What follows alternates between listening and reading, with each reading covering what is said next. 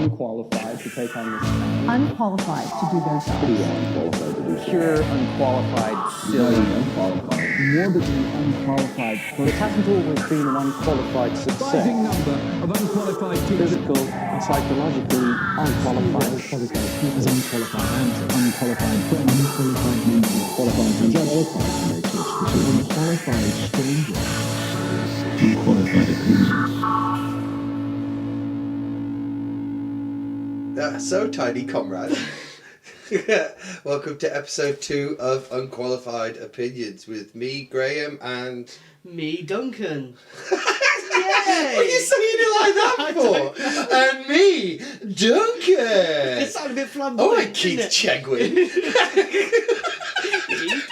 Yay! Audience applause. Yeah, you got the same amount of applause when you did that gig at the old folks' home. Oh dear, terrible stuff. I don't even remember that gig. No, I do, because there was loads of videos getting played of you with nobody there, and you didn't have me there, and I was livid because you hadn't invited me to play with you. Good. Bit like that wedding we played at, where we were just virtually playing to ourselves. No, that was fun though. It was odd. It was alright. It was. I mean, we had fun. That's all that matters. They paid us to have fun. We digress already. Yeah. So Today we will be reviewing Taylor Swift's Midnights, which came out in 2022, and original Pirate Material by The Streets, which came out in 2002. 2002 indeed. Yeah. 20 years apart. 20 years apart. I've only like that literally just clicked in my head. I will apologise to Duncan now, as I have earlier. I'm woefully unprepared for today. I've had a real procrastination week, and I've not been able to get my head out of my own backside. Yeah. But I've managed to scribble together some notes now, and I reckon I might be able to make some points. And whether I can or I can't, I'm definitely going to argue with yours. Of course you will. Because remember, if you listen to the last episode, I've got no soul. No, you're a soulless, borderline ginger. No. I do have ginger skin. It's very freckly. You have more freckles than a brown with brown hair should have. And here we go. So, what did you think of Midnights? I liked it. Me too. I liked it a lot, and I went into it because I haven't listened to Taylor Swift's like full album since she brought out the 1989 album with Blank Space and stuff on it, which classic. slapped at the time as well. That was a great album. So I haven't listened to the other one she brought out in COVID or anything, and I thought going into it that because she had the big Eras tour where she's doing 3 hours and like 6 songs off each album from start to finish, which is a fucking feat. Yeah. I thought, phone it in, bang out a couple of singles, and then just do them at the show. And she has not done that at all. It's a very, very good album. She has slipped straight into her demographic, because a lot of it, I feel, is aimed at teenage girls that live in a small town and don't feel like they can get out. I don't know why I relate to it so much. On a real deep, like I'm like this is me. There's songs like where is it now? You're on Your Own, Kid, and Bewildered, and Questions that are all very much aimed at I feel a like disillusioned young girl who's been in love with the wrong character, the captain of the quarterback of the But I feel like football team. These songs, obviously, in her own words, which is absolute. I hate the fancified, poncified nonsense of when people describe them. And it's in her own words was the stories of 13 sleepless nights scattered throughout life, which I hate the description of, but. You hear the theme. You hear the theme. You do think, the sort of thing you think about at midnight when you can't sleep and you're like, oh yeah, I wish I'd done that. Or why did I do that? It speaks volumes in songwriting compared to Labyrinth sci-fi trance. Oh yeah, horrible. Like to come up with a concept. Yes. That's and then actually hit every note of Which it. is actually on one of my things. It's like this is a concept album. It's like everything I listen to now is a fracking concept album. It's Can the we not new just phase, write a few songs? And that's what I was going for at the time. Yeah, I'll tell you what's not a concept album. Something by Catfish in the Bottom. They've just written 10 bangers and slammed them out. That's what they've done. Like Yeah. they're like, these are all 10 bangers, slam them out. You Yeah, don't 10 hear Van songs. McCann saying this is a concept album about. That's true. Yeah, you don't hear him saying that. But it has become a bit of a. A cliche almost. It's what's the word? It's like a hit word. Yeah, like if you want to be considered more artistic, you make a concept album. Yeah, and I always, in my head, a concept album is something like What's Going On, or Dark Side of the Moon, or I'm going to get onto it later, but A Grand Don't Come For Free. Yes. The album after Original Poetarium is a yeah. fantastic concept album. Like, but yeah, that word's bandied around a lot, but Yeah. the concept of the album. Yes, the concept of the album does stick, and I think that's why anyone can relate to it as well. I think that's why me and you can, even though she obviously plays to a demographic of teenage Oh, girls. she's hit that one right down the middle. But me and you can still listen to these songs and go, yeah, I know what she's talking about. Yeah, been Like, there. I Because mean, there's some stage in every teenage boy's life, maybe between 14 and 17, when you start noticing girls, Yeah. you do have those nights in bed like a Yeah. teenage girl. Well, just yeah. like completely wondering about Yeah. whether that girl's spoken to you, or like whether Yeah, this girl's what right it for you, means, yeah. whether that finger up your bum was the right thing to do. Like, and you really question yourself, you know. They are, and like if you've got any sort of empathy. I hope the microphone picked that up. If you've got any sort of empathy, you can always dial back and feel that again. And she's fucking lyrically, this album's I mean, it's head very, and- very good. head and shoulders. We should mention this album, Taylor's 10th studio album. Is it a 10? With which she produced with longtime collaborator Jack Antonoff. Yeah. So and Zoe Kravitz. yeah, there were And several others that come out throughout Lana it. Del Rey. Lana Del Rey co-wrote one of my favourite songs on it, "Saw Snow on the Beach." But she's right. I was going to bring this up. Yeah. She's credited on that Yeah. as a feature in Lana Del Rey. Yeah. Where is she? Backing vocals. No. Yeah. Is she? Yeah. I could not tell Yeah. where Lana Del Rey. 'Cause I was You'd gonna- think if you're getting a feature like, Yeah. like the first one that comes to mind Yeah. is Tatiana Ali featuring Will Smith. You get, you get that club banger. I haven't looked at the official kind of like sleeve listings. Like, I have. and does it say featuring Lana Del Rey? Yeah, it does. Yeah. That's odd. Yeah, because there's no reason she's not featuring that. No, she's she made- co-wrote it merely- and she is on the back of those. You can hear it if you listen for Do you think it. it's because she hasn't brought music out in a while? She needs a writing credit to get the royalties up a bit. Or Maybe. something? I mean, she'll make a significant, just one song on this will give her enough money to make She's her fine, own. and they released it as a single. Yeah. So that's pumping that. But around. yeah, I was going to say about Snow on the Beach that, like, speaking of the backing vocals, that, and it is one of the features of the album is this really good. They do really good work with vocals, Taylor's vocals as well as all the backing vocals and stuff like that. But there's a beautiful little running down Snow on the Beach at the end of Snow on the Beach that kind of is almost a melody of fluttering snowdrops. And it's really, really nice. Hitting that And- concept. And it just conjures it up. It does feel like, now that you say it, because when you think about it, it does feel more like a Lana Del Rey song than a Taylor Swift song. Yeah. That she's in the writing process there. You can really see that that's been collaborative. Yeah. And not just one Just person Lana Del coming Rey's in. giving you the song, yeah, or Taylor's done it and Taylor's. said sing on this. Yeah. They can tell there was a good collaboration Yeah. there. And have you seen how many people produced it? Producers. Yeah, well, and this comes to my kind of like Because the musical What my style friends through always it make, yeah. varies very, very well. I don't know if it does. I think the types of songs vary, but I think it stays consistent Yes, yeah, at it the same doesn't. time. Yeah, like she's not slicing any curveballs out. No. there, is she? She's not fucking. She's not not- dropped a drum and bass song in the No, movie. she stayed. I've written here. She stayed very much in her lane. She knew what she wanted to do. Yeah. She wanted to hit all the notes that she can do before. Nothing too exciting, but she's brought in four. I got 4 producers to bring it in. Yeah. And the thing is how much of the... Because like I say, it's written and produced by Jack Antonoff all the way through and there's 4 other producers on it. But I feel like she, like you say, she's got an idea of what she wants it to sound like. And kind of they've been given the task of, okay, well, work on this song, but within these parameters. Yeah. Because one of my notes is we had this conversation the other day, last week, that people don't write albums anymore. They write a bunch of singles. Whereas Yeah. this feels like They've it's written very an much album. an album. Yeah. She's written. I can agree with that. Yeah. Written songs for an album. She wants to keep it within this. Sounds like this. Mm-hmm. And that was one of the bits I made note of, because we've contradicted ourselves already, and we're only on our second episode. No. We haven't contradicted ourselves, because I stand by what I say.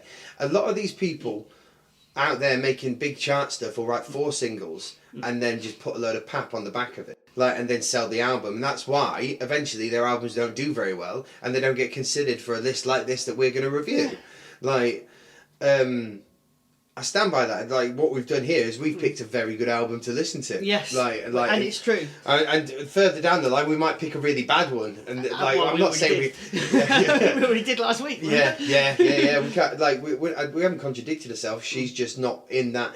She's not in that pigeonhole. She's because you question her because she's brought up with all these romantic dramas, Matty Healy and John Mayer and Harry Styles, and everyone tries to take that away from her as a writer. I think sometimes almost try and trivialise what she's singing about, because she's like Adele as well. She's had another breakup. It's going to be a good album. It's like she's actually so good. Lyrically, I don't know what she's contributed or who else has contributed, but Anti-Hero, right? I'm sorry, some of those lyrics in there and the rhyming couplets are absolutely insane. What have I got here? Did you hear my covert narcissism? I disguise altruism like some kind of congressman. And the way she throws that together, it's just... I actually prefer the first one of that rundown. Should I be left to my own devices? Those come up with crises and vices. I end up in crisis. Taylor's oldest time. Exactly. But speaking of the songwriting on this, and obviously you mentioned it there, there's a few people listed in the songwriting.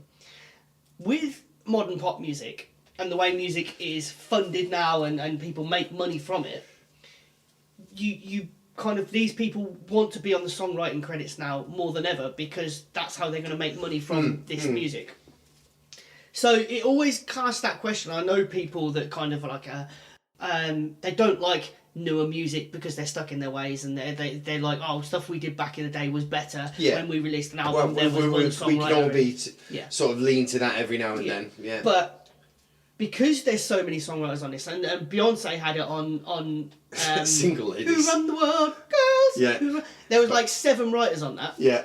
And it's so who's the actual genius behind that song? Is it Beyonce, or is it the 6 other people that wrote it? I don't think Beyonce's ever written a song.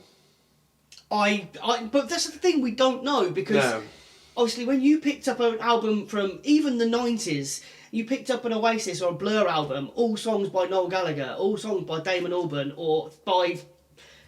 With this, there's 6 people you've never heard of in the background, and you're like, well, how much of it did they write? How much did the artist actually write? How much was fed to them? Because these people are like, we've got this superstar, we know he's going to sell millions. Well, this has been going on for years. Release this song. Like you said, on What's Going On. What's Going On was written by somebody else, given to Marvin Gaye, and then was just given a songwriting credit. And then Marvin Gaye got a songwriting credit on it as well, even though he didn't write it. Even though he didn't write it. Yeah, exactly. Must have brought the coffee that day. It seems more prevalent these days than ever, because you get these superstars that if they release one of your singles, you ain't going to have to worry about money for a little while. And so there's multiple songwriters on all these albums.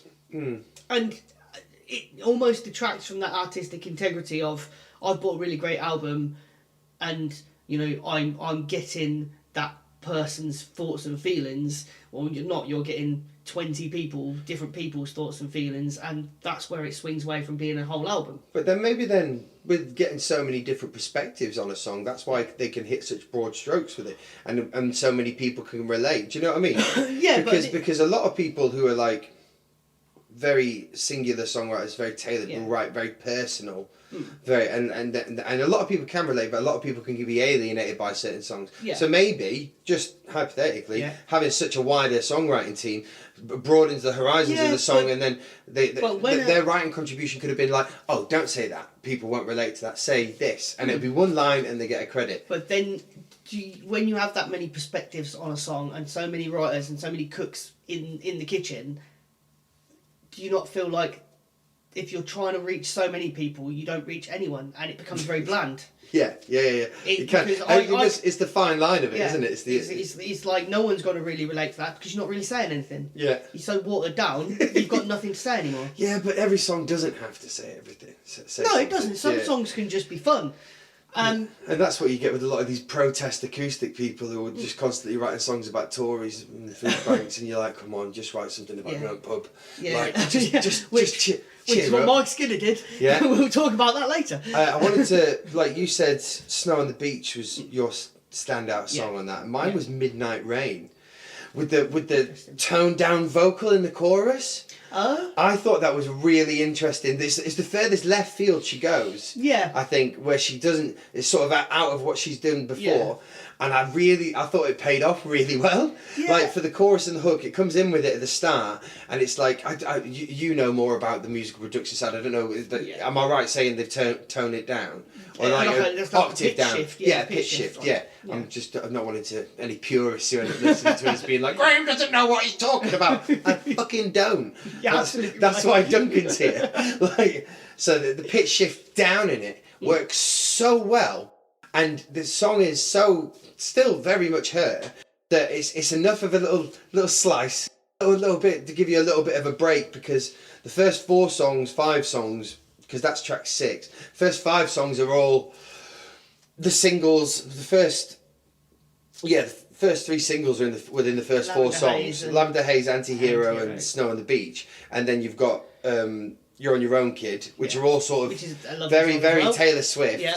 And then she's hit you with Midnight Rain, which sort of breaks your funk. What's the thing from High Fidelity? You got to bring them up and then take them back down. And she's like, you got to cool them off a little. This is the other thing. She's written an album because her songs are all perfectly placed. Yeah, like they flow into each other so well. None of it's skippable. You don't. I've listened to it about 10 times, and I don't think I'd skip any of it. Do you know what? This is the first time where I'm going to disagree with you. Oh yeah. The last couple of songs on it, before you get to the last one, which is Midnights. Yeah.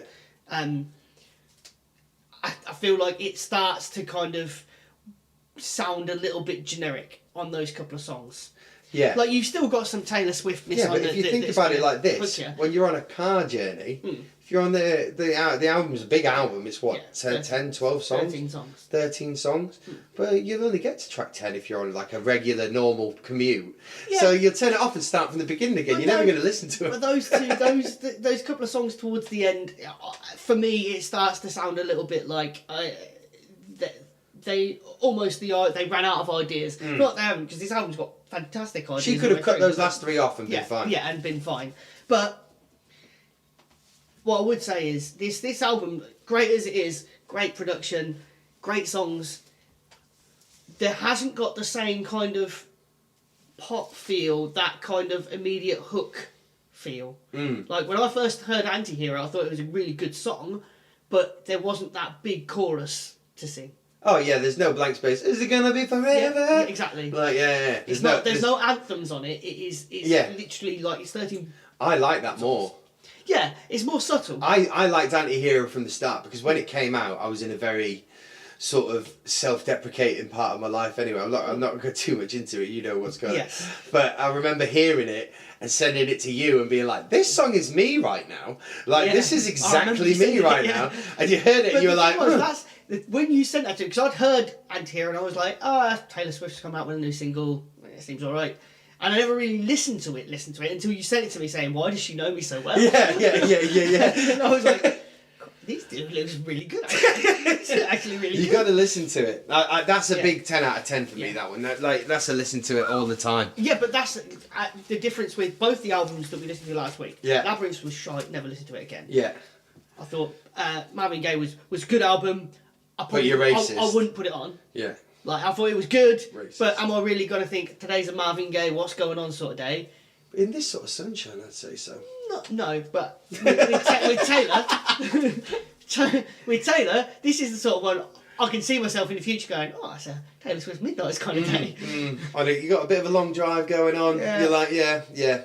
It will go into like I'll be happy when it comes up on my algorithm. Yes. Like the algorithm will win. Speaking when of that comes through. algorithms and singles and sales and such stuff, so she is a marketing master, by the way. The way she puts her music out there is absolutely incredible. Yeah. Like she brings it on herself. You talked earlier about the fact that her love life's so highlighted and everyone like looking for her to do the next breakup, but the way she puts her music out there and the way she markets stuff is absolutely incredible. And it's so read into as well. Like, she announced this album when she was giving out an award at a music ceremony. Oh yeah, it was the VMAs. She announced it then, saying her new album's coming out.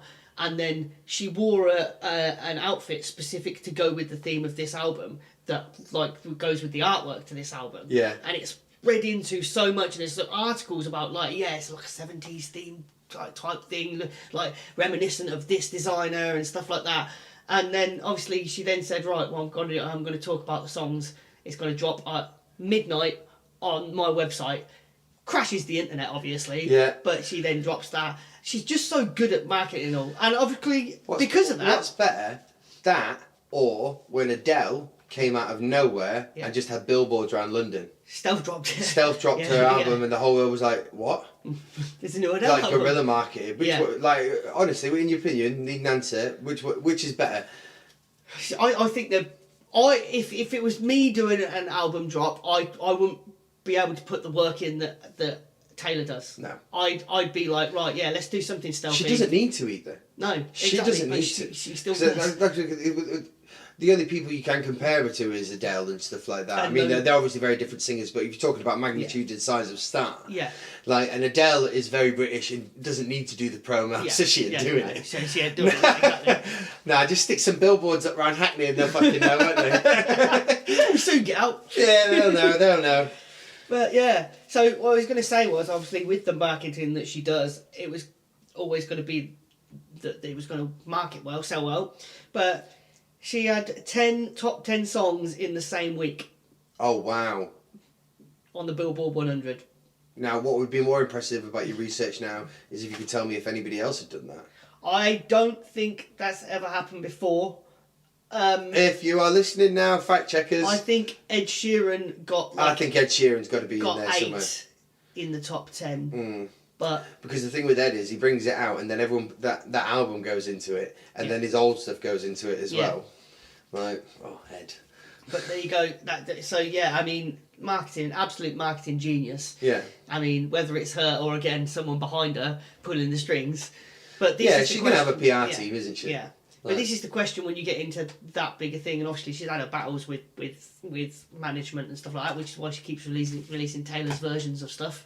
Yeah. Because she wants the rights to Yeah, her song. just for anybody listening, I've listened to the standard version, not the deluxe. Right, yeah. I did. Me too. The deluxe had 16, 17 songs on it, and people like Ice there were Spice. 4 bonus songs. And I was just like, oh, nah, this is enough to listen to. We've just gone with the bog standard release, so if you want to listen to that and give us your opinion on what you think, whether we're right on or wrong on, like we're happy to have people's input. I mean, everyone's allowed to be wrong. Yeah. If you want to tell us this isn't a good album, you can.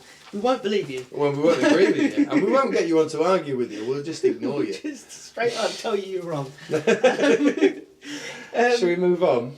We can do. I just wanted to say, finish by saying it's a really, really good album. You wanted to finish this little ass licking that we've just done for the last 30 minutes. Exactly. With a real fucking tongue out. Just polish it off.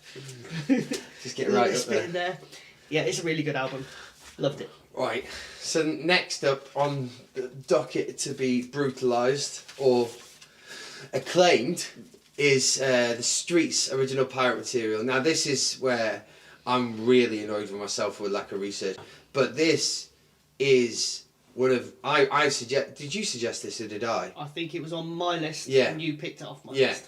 it's one of my favourite albums. I've had it in various different. I've had it on tape. Yeah. I had it on tape. I've got it on vinyl. I've had it on CD. Like it's a constant in my life. When the weather gets nice, like this comes on, and it's one of the only albums in the whole world that will actually make me dance. It's an absolute cult classic. It's so good. I was so happy listening to these two albums all last week. Yeah. Like when I put this one on though, like obviously Taylor's was very good and I was happy to listen to it. When I put this one on, it just made me grin. Yeah. Just made me grin like a Cheshire cat listening to it again. I was painting the fence in the garden, and I put this on with my big speaker, and I'm like, I find myself painting in nice little pictures and like sharp darts getting faster mate, just absolutely bopping. The wife looks over at me and she's just shaking her head. I'm like, yeah, fuck you don't understand. Yeah, this album was released in 2002, as we said before, and I feel this album, along with the Arctic Monkeys, whatever people say, and that's not or not, and Damien Rice's O. Wow, yeah. Are three albums that really showed that independent music and believing that you've got a good product gets you somewhere instead of having to suck a corporate dick. Like that, because we saw that in the early 2000s, like it's my your era. There was a big shift in the indie movement. There wasn't just indie rock music. Well, after Britpop, certainly in the UK, I can't obviously speak for the rest of the world. Certainly in the UK, after Britpop kind of like ran out of steam, and you had Robbie Williams coming out with kind of this indie music, and Steps, and music. Five, and S Club 7, and Take That, and it was in a massive lull. There was no kind of. It was a horrible time to be a child. There wasn't a scene that you could get into, really. The only scene was Saturday morning entertainment scene. That was the biggest thing a pop star could do because it was reaching the demographic of me as a 6-year-old. Yeah. Like it was. And then obviously, I think this was a precursor to, as you say, the Arctic Monkeys. Whatever people say, when was that? 2004, 2005. I yeah. think. But this in 2002 was like talking about, as he says on the album, at street level. So just like at street level, he's talking about things that everyday common things, but making them sound really good. It's so relatable. Like he recorded this in his flat that he was renting in Brixton on an IBM ThinkPad. Yes. Used Logic to mix it down and used a wardrobe with a duvet over it as a vocal booth. Yeah. He wrote and produced it all himself, Yep. which is a huge contrary to anybody these days. Which is why, more than anything, I wasn't trying to slate Taylor, but why I wanted to bring up 4 people wrote these songs and 4 people produced them, because I wanted to really shine on the absolute genius that is Mike Skinner. Like, but this is like unquestionably, Mike Skinner is the genius behind this album. Yeah. Whereas with Taylor, there's always going to be that question mark.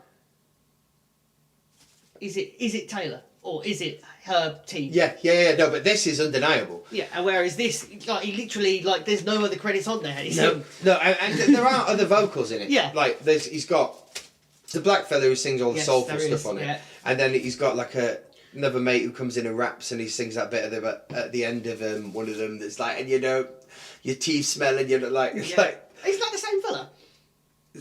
It might be. I don't know, but he's only got one other guy with him if it's anybody. Yeah. Yeah. And it's, mate, lyrically phenomenal. Yes. Like his wordplay and his delivery, right? I've seen videos of people like 50 Cent saying Mike Skinner's up there with the best rappers because it shouldn't work. Because it's spoken word. Yes. Like it's spoken over a beat, not with it. Yes. The beat's there, but it's and not this with is what it. I was going to say. I mean, one of my favourite like artists that nobody else really gets on with is Scroobius Pip. And I love Scroob. He was started as a poet. Basically, he went to poetry slams and got clicks instead of applause. And then someone came to him and said, "Do you mind if I put your poems on a beat?" And this reminds me of that. Obviously, you've got George the poet now as well. But obviously, Mike Skinner, it sounds more like poetry to me. Than he's trying to rap rhyming bars and stuff like that, or trying to deliberately make cadences. He's not doing like what are they called? Multis. Yeah. He's not doing multi cadences. Yeah. But he is rapping. Like he is spitting bars. You know when he's written some of that, he's gone, oh, because it like did a little screw face. Like he doesn't seem like the type of guy. He might be. Doesn't seem like the type of guy to sit there with a little bongo and make it up. No. Like. Oh no, he definitely. There's no danger of him actually like writing poetry. I don't think, but that's what it sounds like that because of his delivery. Yeah. The way he delivers the lyrics, it sounds like a street poet talking about normal things, and you know he's got some really like relatable where he's not. It's like he's not trying to make it sound artistry and fluff it up. He writes these lyrics that you can buy into, and then you're just like, I can imagine my mate saying that down the pub. His eye for social commentary is insane as well. Like this album, 2002, he's written a song. Where is it? Geezers Need Excitement, and that's all about fighting. Yeah. Like going down the pub and getting drunk. Yeah. And then, but like you can tell he's not that kind of guy, but he's just experienced these Carlin drinking psychopaths. Yeah. Yeah. Where's the other one?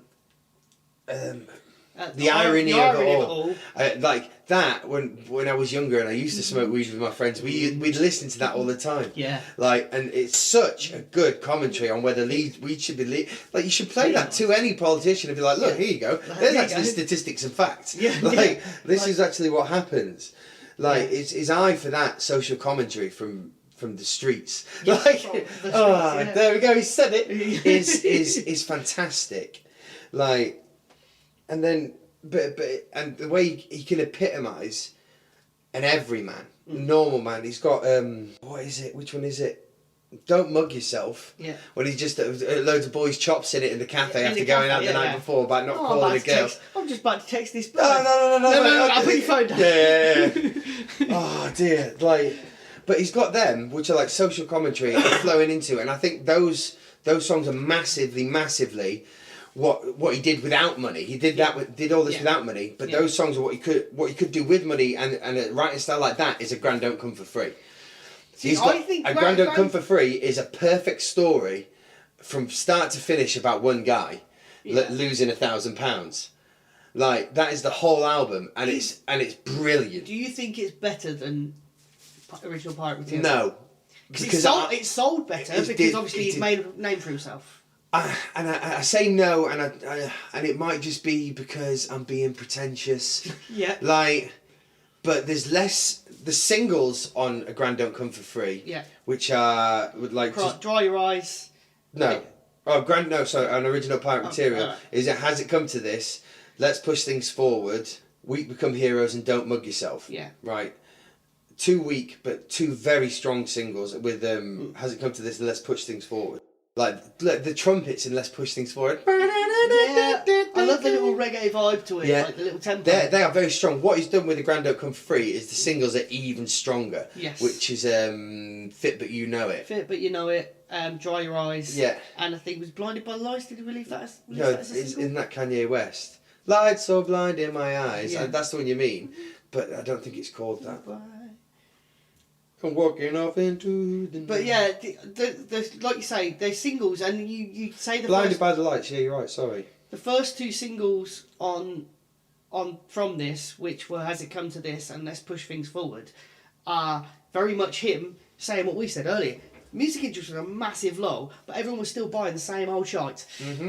And he was coming along with this very grounded kind of come from, and I read it on the kind of like, this is a quote from the Wikipedia, was saying he come from this like urban where people hang around, listen to drum and bass in a car park and stuff. Yeah, and kind of like this very underground thing, which is why this sort of album never really got played in clubs. He even says it on there. It's like it's a cult classic, not a club banger. Yeah. Like, but this is the sort of album people will put in the car when they go to those meetings. I played this after I took a friend's boyfriend to the train station, and he's into death metal and stuff. Yeah.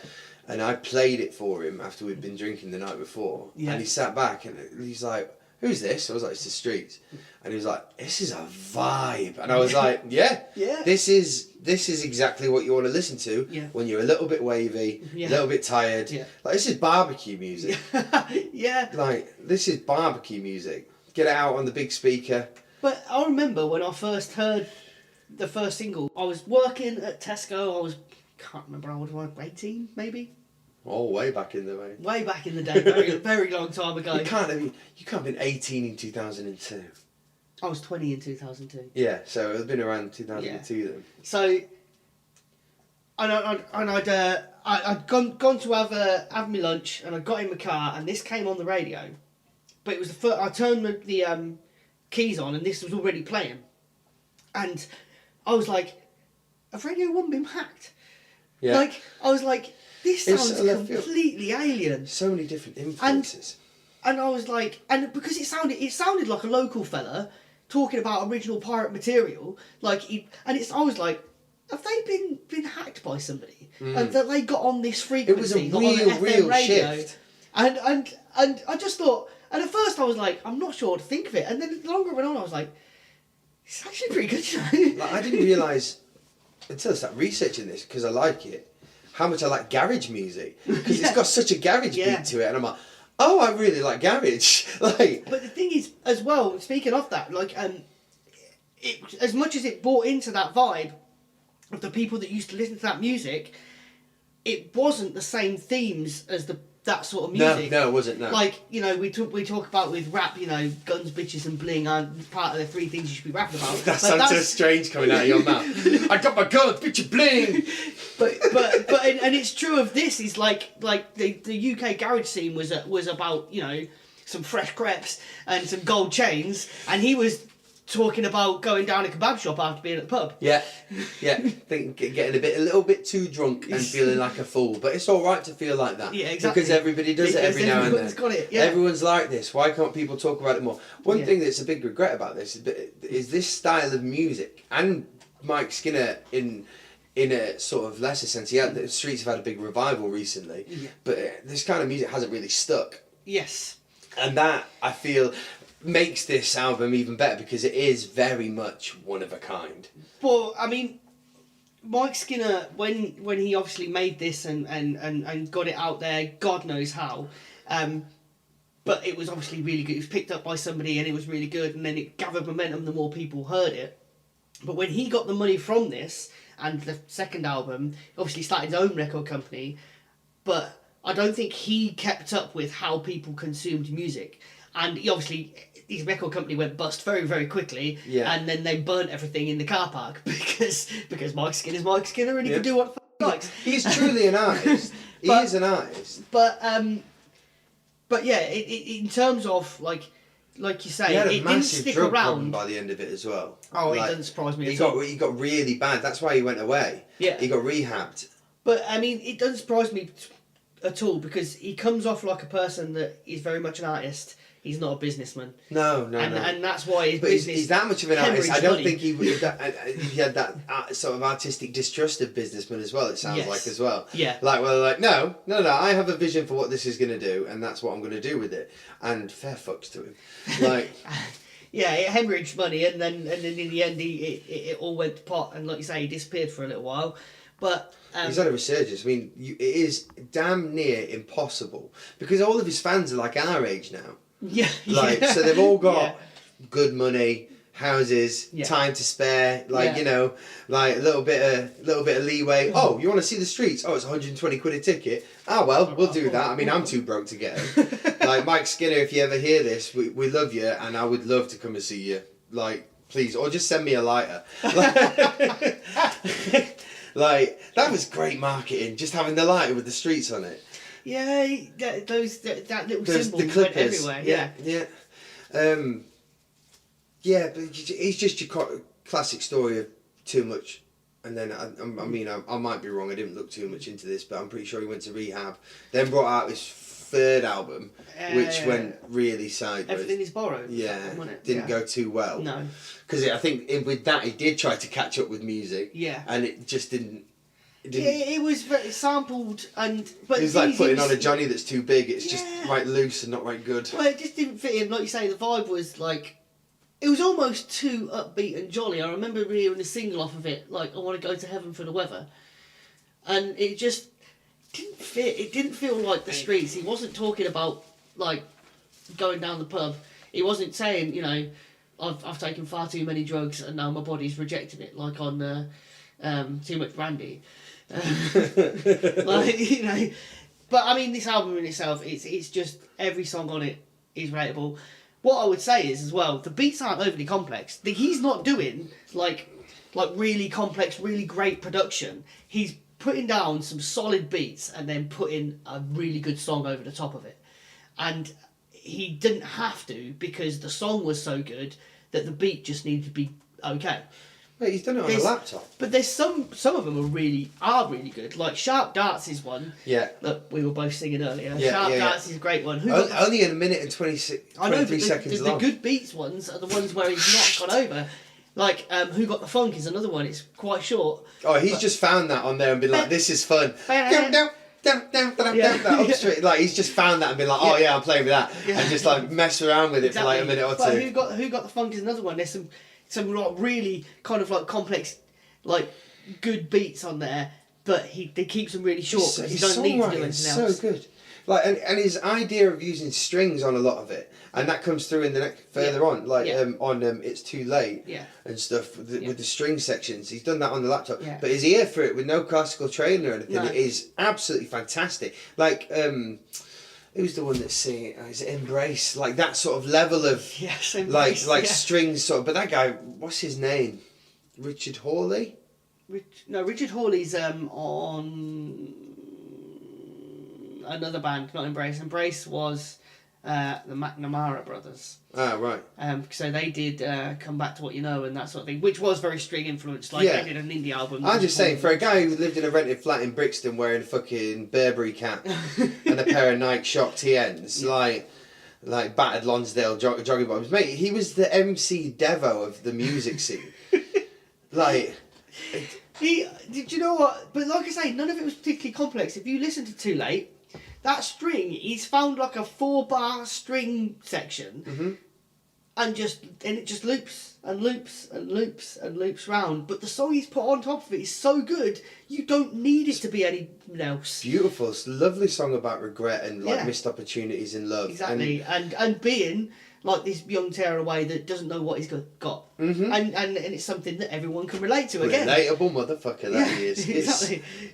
It's so good. If you haven't heard this album, it's everywhere. You like just honestly set an hour aside for yourself and just put it on. If you like music, you're gonna like that album. Like I can't speak more highly of it. No, and the thing is, it's like I say, it's an album that it would jump into anybody's kind of like top albums. Like you listen to it and you can't help but grin because it's so mischievous.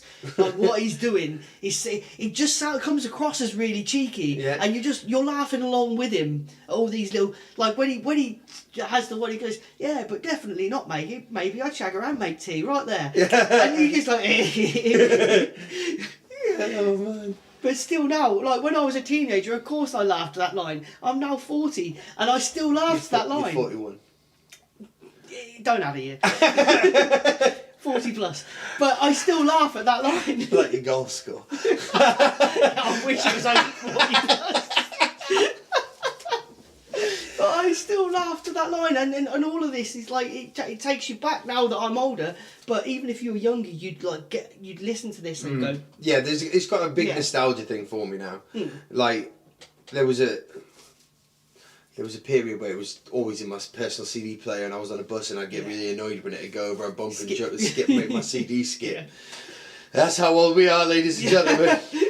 Did you not have the shockproof? Oh, I did. Did they ever work? Did they ever work? Only 5 seconds. 5 second shockproof. I remember like when that came out. And This pothole problem's not a new millennial thing. Like this pothole problem's been around for a long time. You ever been in a bush going through high green? It's a nightmare. Sort of freaking speed bumps you have to go through going through town. You get a bus through town, you're like that every 5 seconds. It'd be crazy if they didn't have them. Yeah, it's so good. It takes me back to a time and place where necessarily it wasn't simpler. I was doing a lot of ecstasy back then. Seriously, quite a bit in my teenage years, and this album was perfectly made for it. It's like you wrote a lot of it on it. Yeah. I'm not advocating drugs to anybody. Like I don't do any now, and I can't say any more about my regrets of doing them. But the album was written on E, like 100%. Yeah, it I mean, fits but perfectly it with also talks like, as funny as it is, like that he's kind of writes with all these drugs in mind. There's also like, I mean, the last song is very much all about the fact that you can disappear into a K-hole, chasing a high, and never get out of it, but all the way through it, it's all kind of tinged with that. It's all great fun until someone gets hurt. Yeah. Like Oh, sort of yeah, vibe yeah, yeah. all the way through this. So he's always got that little caveat of it of Let's all have comeback. fun, boys, but let's keep it simple. But remember, especially on like Geezers Need Excitement is a prime example. Is like we're all here to have fun, but you know for a fact that Simple common sense. yeah, but you know for a fact that when we get to a certain point in the evening, someone's going to twat someone because they can't handle their booze or they can't handle their whatever they're on. Yeah. And then it's all going to go downhill. And I know, not particularly you, but I've been there. Yeah. I know what that's like. Yeah. Yeah, and it's not a good place to be. Drink aware, kids. It's true. It's true. I mean, I've blacked out before, but I don't think I've ever hit anyone. I'm not proud of that either. You shouldn't drink until you black out because what's the point?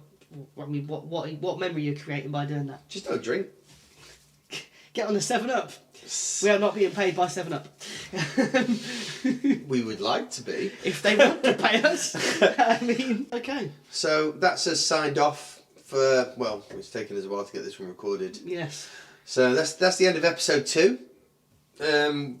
By the time you get this, Twitter and Facebook and everything will be on the page underneath, so just click into it, like it, follow, subscribe. I don't understand what any of that means, but I'm sure I will by the time I've got it all set up. Yeah, do all those good things. Yeah, and pass the pod.